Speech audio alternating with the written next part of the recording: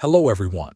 Today I will show you how to use PayPal without a bank account or credit card. The first step is to fund your PayPal balance.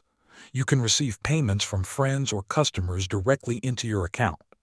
The money will sit in your PayPal balance until you spend it. You can also add funds indirectly. For example, you can use gift cards, prepaid cards, or load cash onto certain prepaid cards that work with PayPal. You can get one of these cards, load money onto it, and use it like a debit card linked to your PayPal balance. Once your PayPal balance has funds, you can shop online with your PayPal balance. When you pay at checkout, the merchant does not see your financial details. You can also send money to others using their email or username directly from your balance. If you want to receive payments, you can use the PayPal request feature or share your PayPal.me link. This allows friends, clients, or customers to send you money easily.